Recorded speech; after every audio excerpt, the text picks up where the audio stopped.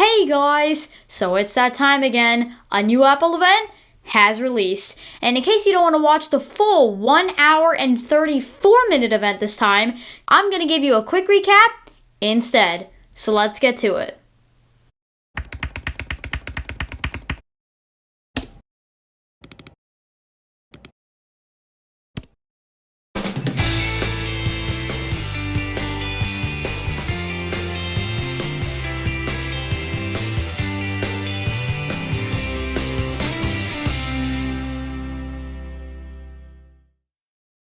So to kick things off with the Apple Watch, this is the Apple Watch Series 8. And it looks exactly the same. But I kind of expected that. Anyways, in terms of new features, the Series 8 has this new temperature sensor that's on the bottom and front, as you can see right here, and it can sense temperatures as low as 0.1 degrees Celsius, and it's supposed to help with, women's health. But since I'm a guy, I don't really understand any of this, at all, so I guess on to the next new feature. So the Series 8 has this new thing called crash detection, and basically when you're driving, if you end up in a car crash, which I hope none of you guys will, the Series 8 can now detect the crash thanks to the improved 3-axis gyroscope, high G-force accelerometer, barometer, microphone, and GPS. And if you don't press the cancel button, the Series 8 will automatically start a 10-second countdown until it calls 911, along with sharing your location with 911 and notifying your emergency contacts that you just got in a car crash. So, does anyone here have an Apple Watch and also travels a lot? Well, good news, because now the Apple Watch Series 8 supports international roaming. And all you gotta do is add your Series 8 to your iPhone roaming plan, pay a small fee, or no fee, and then you'll be good to go. And in terms of color options, the Series 8 comes in Midnight, Starlight, Silver, and Product Red for the aluminum colors. You know, it's pretty interesting that Apple made a silver and a Starlight color for the Series 8, considering that they're pretty similar colors, but okay. And for the aluminum colors, we got silver, gold, and graphite. And alongside the release of the Series 8, there's also some new watch band colors, Nike watch band colors, and some new Hermes watch bands for all you rich people. Because who would pay that much for a smartwatch? Speaking of paying for a smartwatch, the Series 8 will be starting at $399 for the GPS model and $499 for the GPS and cellular model. Well, in my opinion, that was the most boring Apple Watch ever in terms of new features.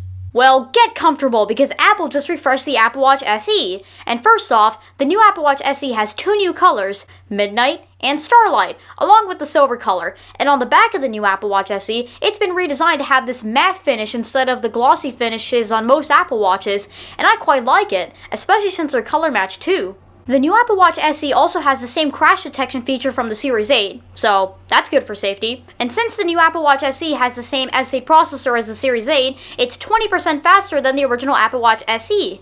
Honestly, I never really cared about speed on an Apple Watch, it was more so battery life, but still a nice improvement. The new Apple Watch SE will be starting at $249 for the GPS model and $299 for the GPS and cellular model. Well, guess what, guys? We have another Apple Watch to talk about. Okay, I can understand 2 Apple Watches in a single event, even though that's already a bit much. But 3? Although this next Apple Watch is actually pretty cool. Introducing Apple Watch Ultra. So as you can see from the design, literally everything has changed. And since this Apple Watch is supposed to be the definition of durability, the casing is made from aerospace-grade titanium, and the screen is made from a flat sapphire front crystal. I would love to see Plain Rock make board-smashing Apple Watch Ultra. And not only is the case size 49 millimeters, yeah, I know, it's big, but it's also the brightest display in an Apple Watch. Well, at least so far. And you might have noticed this big orange button on the side of the Apple Watch Ultra, so you're probably wondering, what's that? Well, this is the action button, and basically, you can map it to do whatever you want it to do, and in certain apps, it has special functions. You know? Pretty cool feature. It would be even cooler though if it was on the normal Apple Watches. There's also a second speaker on the Apple Watch Ultra and 3 microphones, so that's nice. And guys, this next part is crazy. So on a single charge, the Apple Watch Ultra can get up to 36 hours of battery life. Oh my god, I gotta go get myself an Apple Watch Ultra. But it gets even better. The Apple Watch Ultra can also get up to 60 hours of battery life with some battery optimization setting that's coming later this fall. But damn, pretty impressive. And I don't know if this watch face is exclusive to the Apple Watch Ultra, but it's got this new watch face called Wayfinder, and yup, this is it. What a ton of information. And of course there's a dark mode variant, which you can access by just turning the digital crown. Nice. There's also some new Apple Watch bands that are probably exclusive to the Apple Watch Ultra coming out, like the Alpine Loop, Ocean Band, and Trail Loop. Pretty cool. And Apple says that the GPS part of the Apple Watch Ultra is apparently the most accurate GPS in any smartwatch. But you know, every time Apple says something like this, I always have a slight feeling that they might be lying. But who knows, it might be true. So you know how most Apple Watches can go to a depth of 50 meters underwater? Well, the Apple Watch Ultra can go 100 meters underwater. Wow. There's also this underwater app that's coming out alongside the Apple Watch Ultra from Hewish Outdoors, but we've already been talking about the Apple Watch Ultra for so long, so I'm just going to tell you the price, which is $799 US. Okay, I want everyone watching this video right now who is buying an Apple Watch Ultra to type down in the comments below that you're buying one, because that price is absurd. Oh yeah, and did I mention that it only comes in a GPS and cellular model? Great. So, anyone here a fan of AirPods? Well, I am, but yet I still don't own a pair. Well, the second-gen AirPod Pros are here. And the rumors were true yet again. Well, at least the design of the actual AirPods are the same, so good. But in terms of new features, the AirPod Pros have the new H2 processor rather than the old H1 processor from the first-gen AirPod Pros, which means better sound quality. And you guys remember the noise cancellation and noise transparency mode on the original AirPod Pros, right? Well, on the new AirPod Pros, the noise cancellation is improved by 2 times, and the new noise transparency is designed so that if it picks up, let's say, construction in the background, for example, it can mute it out. I don't know how that's actually going to work when it releases, but okay. There's also a new extra small ear tip that's included with the new AirPod Pros, so for the people who are watching who have small ears, well, here you go. And on top of the buttons on the sides of the AirPod Pros, it's also a touch sensor now to adjust the volume up and down. And not only is there a new speaker on the bottom of the AirPods Pro case to play a sound when you ping it on Find My, but you can also now charge it with an Apple Watch charger and hook a lanyard on it. I was not expecting those last 2 features at all, but I like it. The new AirPod Pros will be starting at $249 US, and that was a pretty good upgrade, if I do say so myself. And now for the part you've all been waiting for. This is the iPhone 14, and wait, where's the mini? Did Apple actually discontinue the mini iPhones? So yeah, as you can see, I'm pretty sad that there's going to be no more mini iPhones, but at least we have the new iPhone 14 Plus to replace it with the same old regular iPhone 14. But in terms of colors, the new iPhone 14 comes in Midnight, Starlight, Blue, Purple, and Product Red. Also, why is the shade of the blue and purple color so light? I would much rather prefer it if it was a darker shade. So you guys know about the iPhone 13 Pro Max's amazing battery life, right? And you know how you can only get that amazing battery life experience on a Pro Max iPhone? Well, since the new iPhone 14 Plus has the same dimensions as a Pro Max iPhone, you can now get that same god-tier battery life experience on the iPhone 14 Plus. And this is the first time Apple's done this in iPhone history, so you guys know how Apple upgrades their iPhone chipsets every year, right? Like with the A12 Bionic chip, to the A13 Bionic chip, etc.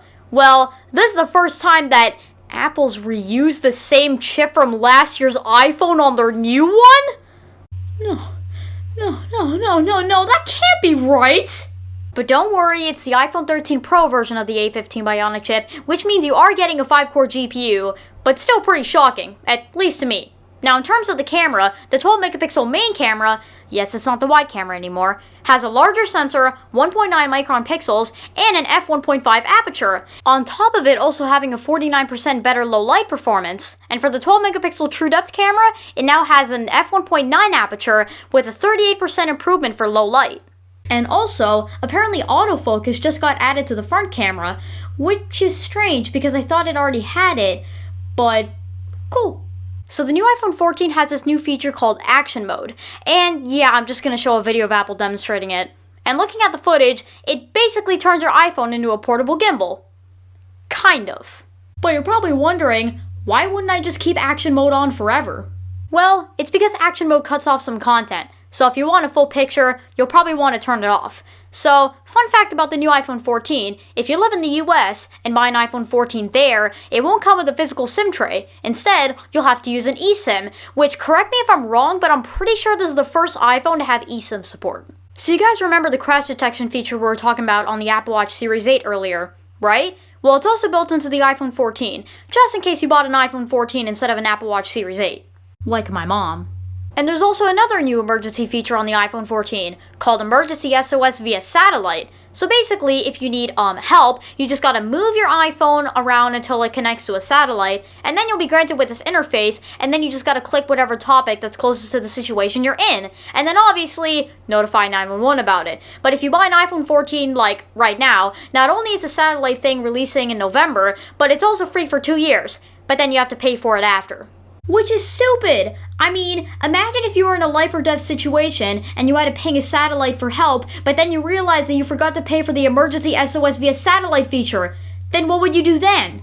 The new iPhone 14 will be starting at $799 US, and the iPhone 14 mini, Plus, will be starting at $899 US. But now, on to the Pro iPhones. And for the iPhone 14 Pro's colors, it comes in Space Black, which replaces the old graphite, silver, gold, and deep purple. And you've probably noticed, wait, what happened to the notch?